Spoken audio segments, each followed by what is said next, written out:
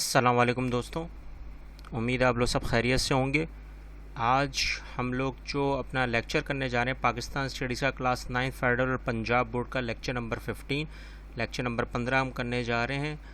اور اس کو شروع کرنے سے پہلے ہم یہ دیکھیں گے کہ ہمارے جو پریویس لیکچر تھا اس میں ہم نے کیا ڈسکشن کی تھی۔ ہم نے پریویس لیکچر میں جو آخری دفعہ جو ہم نے ڈسکشن کی تھی وہ 3 جون پلان تھا 1947 کا، اس کا پارٹ 2، اور اسی میں جو امپلیمنٹیشن ہوئی تھی، عمل درآمد ہوا تھا 3 جون پلان کے اوپر 1947 میں، وہ کیا اقدامات تھے، اور اس کے بعد جو پاکستان کی کریشن ہوئی، تشکیل ہوئی، اس میں اہم کیا رول اور کردار تھا مسلم لیگ کا، وہ ہم نے ڈسکس کیا تھا۔ اگر آپ نے وہ نہیں دیکھا تو آپ وہ واپس سے دیکھیں اور ہمارے ساتھ ضرور شیئر کریں اور کامنٹ کریں، ٹھیک ہے۔ آج کا جو لیکچر ہے وہ بیس کرتا ہے قائد اعظم کے اوپر، اور یہ آپ کے پاس ایک سوال آتا ہے بورڈ کے حساب سے بھی کہ رول آف قائد اعظم رحمۃ اللہ علیہ ان دا میکنگ آف پاکستان، یعنی کہ قیام پاکستان میں قائد اعظم کا کیا کردار رہا ہے۔ ہم آج اس کو ڈسکس کریں گے، اور اسی ڈسکشن میں اگر دیکھا جائے تو پہلے جو ہمارے پاس چیز آتی ہے وہ ہمیشہ تعارف، جو ایک بیان دیا جاتا ہے قائد اعظم محمد جناح کے متعلق، جو ہم نے پہلے بھی ڈسکشن کی ہوئی ہے، لیکن ہم تھوڑی سی آج ڈسکشن اور کریں گے اس لحاظ سے کہ قائد اعظم محمد علی جناح جنہوں نے اپنے ایز اے گورنر جنرل کے حساب سے 13 مہینوں میں جو کام کیا، اور جو اس وقت کے حساب سے جو انہوں نے ساری تشکیلیں دی تھیں، ہم نے وہ بھی تھوڑا سا پڑھنا ہے، وہ بھی تھوڑا سا دیکھنا ہے۔ اور 11 سپتمبر 1948 میں، یعنی کہ 11 سپتمبر 1948 میں جب ان کا انتقال ہوا، تو اس سے پہلے تک کے جتنے بھی ان کے کارنامے ہیں وہ ہم نے دیکھنا ہے ایز اے لیڈر، ان کی سوچ، ان کی ایز اے روشناس، جو وہ اپنے دماغ کے حساب سے انسائٹ جو چیزوں کو دیکھ لیا کرتے تھے، اور جو قومی ایشوز تھے اس وقت کے حساب سے جو ہرڈل کریٹ کر رہے تھے پاکستان کو بنانے میں، وہ ہم آج ڈسکس کریں گے، جس میں قائد اعظم کا سب سے اہم کردار رہا ہے ان کو ہٹانے میں بھی اور دور کرنے میں۔ اگر دیکھا جائے تو قائد اعظم کی جو اصل جو زندگی کا پہلو تھا وہ ایز اے وکالت میں تھا، لیکن جب انہوں نے پولیٹکس جوائن کی تو انہوں نے انجمن اسلام بمبئی میں پہلے تو انہوں نے پارٹیسپیٹ کیا، اور پھر بعد میں کانگریس جوائن کی 1906 میں۔ یہ تو ہمیں سب کو پتہ ہے، ٹھیک ہے نا۔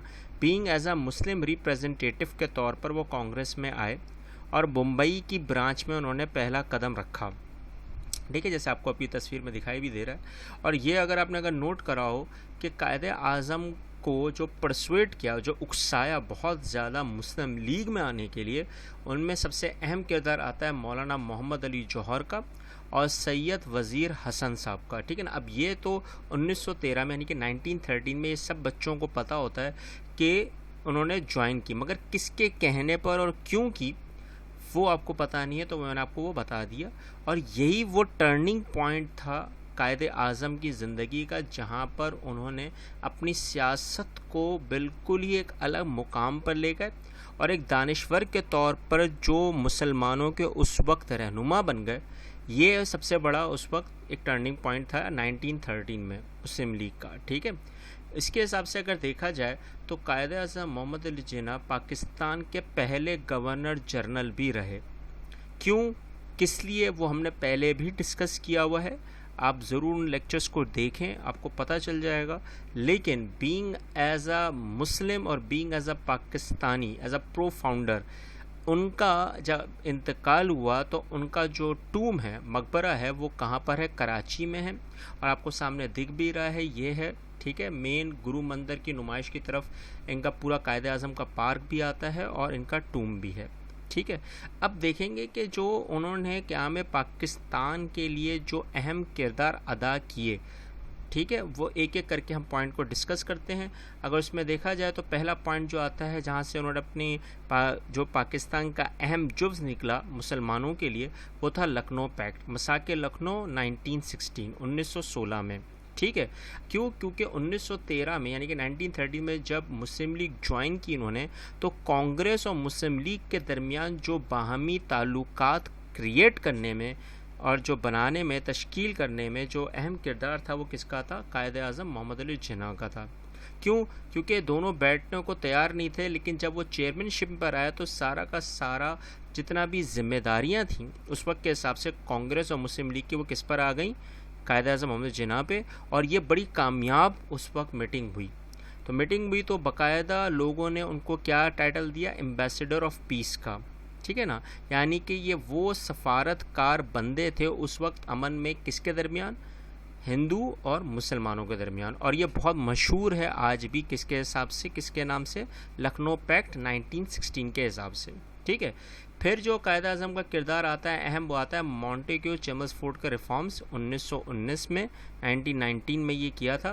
کیونکہ اس وقت کے حساب سے جب مسلمانوں کی رہنمائی کے حساب سے جاب اپرچونٹیز وغیرہ وغیرہ، اور ہندوؤں کے درمیان ان کو سب سے زیادہ اہمیت دی جا رہی تھی ہندوؤں کو، اور مسلمانوں کو اتنا پیچھے رکھا جا رہا تھا، تو برطانیہ کے خلاف اس وقت جو مل کر گوکھلے، گوپال کرشنادھ گوکھلے کے ساتھ مل کر جو آواز اٹھائی 1913 میں ہی، اور 1919 میں جا کر باقاعدہ یہ ایک بہت بڑی امپورٹنس بن گئی. اس میں جو سلوشن نکالا پوری اس معاملے کا قائد اعظم نے، وہ بڑا اہم کردار تھا. ٹھیک ہے. پھر جو سب سے اہم کردار آیا وہ تھا راولٹ ایکٹ. اس میں کوئی شک نہیں ہے، راولٹ ایکٹ جو 1919 میں آیا تھا، اس میں باقاعدہ قائد اعظم محمد جناح نے اس کو کالا قانون کا نام دیا تھا. کیوں؟ کیونکہ واپس سے ساری کی ساری ایڈمنسٹریشن اور جتنی بھی پاور تھی وہ برطانیہ کے پاس آ گئی تھی، نہ کہ ہندوستانیوں کے پاس. کیونکہ ہندوستانیوں کا ہی سب سے اہم جفظ تھا اس وقت کے لحاظ سے، تو سول رائٹس اور انلمیٹڈ پاورز جتنی بھی تھیں وہ ساری کی ساری برطانیہ نے اپنے پاس لے لی تھیں. کس کی اتھارٹی میں رکھتے ہوئے؟ بر صغیر کی اتھارٹی میں رکھتے. تو اس وقت جو اگینسٹ میں گئے اسی بات پہ، وہ کون تھے؟ پہلے محمد علی جناح. اور گورنمنٹ کو مجبور کر دیا اس وقت کہ وہ اس لا کو فورفٹ کریں، اپنی ان چیزوں کو، غلطیوں کو سدھاریں، اور ایک سویلائزڈ گورنمنٹ کو سامنے لے کر آئیں. تو یہ وہ چیزیں تھیں جس وقت اس وقت کے حساب سے محمد علی جناح نے صرف کانگریس کے لیے نہیں، مسلم لیگ کے لیے نہیں، پورے بر صغیر کے لیے بھی آواز اٹھائی. ٹھیک ہے، یہ ایک بات تھی. پھر ان کا سب سے اہم کردار جو تھا وہ دلی مسلم پرپوزل تھا، جو تجاوز دلی بھی کہلاتا ہے. تجاوز دلی میں سب سے اہم یہ تھا کہ 1927 میں جب مسلمانوں کے احکامات، یاد آ رہا ہے آپ کو کہ جو اس سے پہلے ایونٹ ہوا تھا، ایک بہت بڑا ایونٹ ہوا تھا، وہ تھا خلافت موومنٹ. اب وہ خلافت موومنٹ اور سول ڈس اوبیڈینس کے بعد سب سے اہم جو کردار تھا مسلمانوں کی رہنمائی کو دینے کے لیے، وہ کون سا تھا؟ دلی مسلم پرپوزل، جس میں سیپریٹ الیکٹریٹ، جداگانہ انتخابات کی کانگریس کے ساتھ مل کر یہ بات طے کر دی گئی تھی. اور اسی کے لحاظ سے مسلمانوں کو ان کے سول رائٹس دینے پر آمادہ ہو گئے تھے. اور یہ کس کی کاوشوں کی وجہ سے ہوئی؟ اگین قائد اعظم محمد علی جناح کی کاوشوں سے ہوا. ٹھیک ہے. پھر اصل جو نقطہ اٹھایا گیا تھا دلی مسلم پرپوزل کے بعد، پھر وہ ایک رپورٹ آئی تھی، اگر آپ کو یاد ہو تو ہوتی نہرو رپورٹ. نہرو رپورٹ کے اگینسٹ جو پورے کے پورے جو قائد اعظم نے اس کو ریجیکٹ کر کے اپنے پوائنٹس دیے تھے، 14 پوائنٹس آف قائد اعظم محمد علی جناح، جو اس وقت اخبار میں بھی چھپا تھا. اور اخبار میں کیوں چھپا تھا؟ کیونکہ وہ ویلڈ پوائنٹس تھے تینوں کے حساب سے، کانگریس، مسلم لیگ اور برٹن، یہ تینوں کے حساب سے وہ ویلڈ پوائنٹ تھے.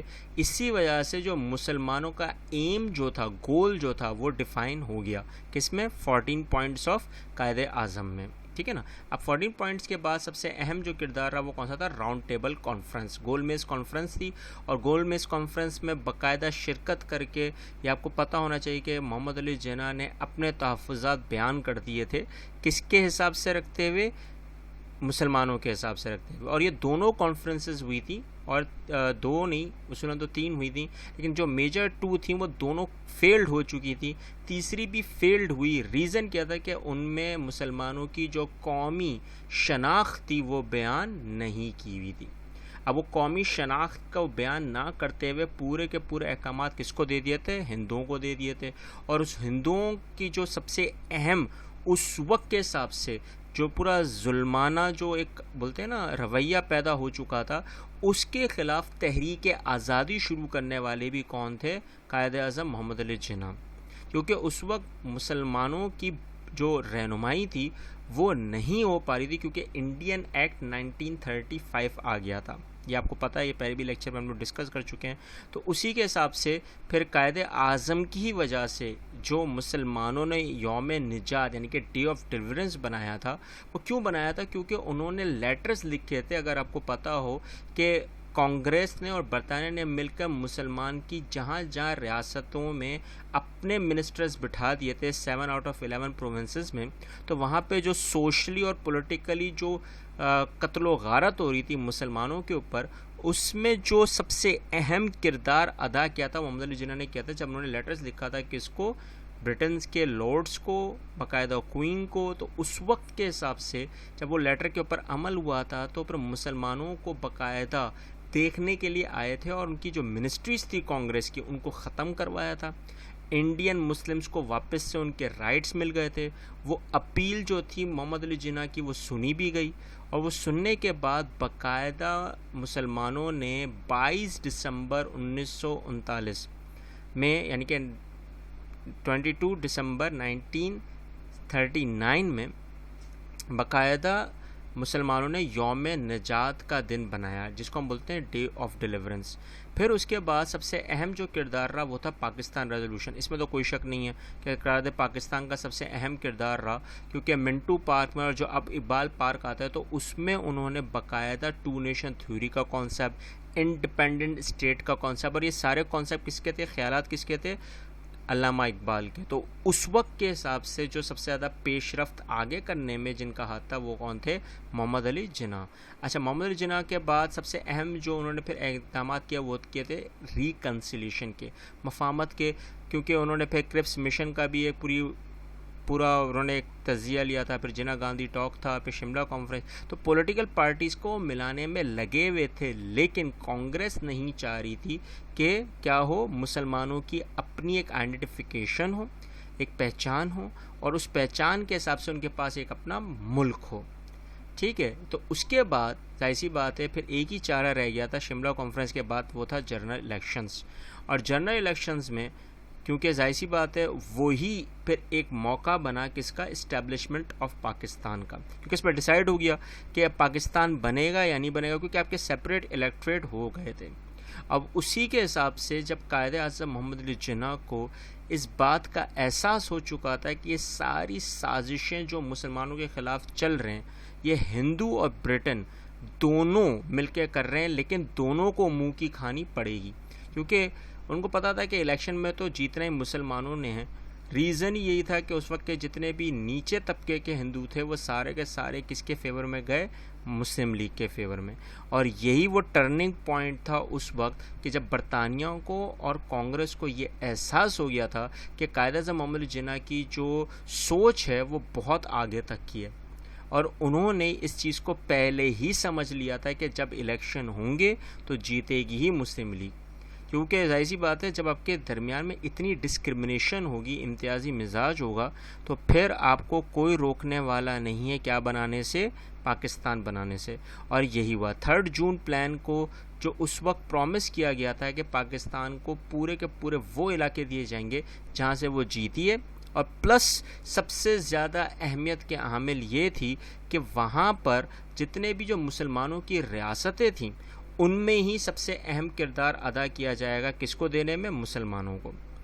اب یہ ساری کی ساری کاوش جو 14 اگست 1947 تک پاکستان کی تشکیل میں رہیں، اور وہ سارا کردار جو قیام پاکستان کی تشکیل میں محمد علی جناح کا رہا، ہم نے آج اسے ڈسکس کیا. اگر آپ کو کوئی چیز سمجھ میں نہیں آئی ہو تو ہمارے ساتھ شیئر کریں، کامنٹ کریں. اگر آپ کو کوئی چیز سمجھ میں آ گئی ہو تب بھی ہمارے ساتھ شیئر کریں، کامنٹ کریں. ان بچوں، ان لوگوں تک یہ ضرور پہنچائیں چینل جن کو ان کی ضرورت ہے. ملتے ہیں نیکسٹ لیکچر میں. اللہ حافظ.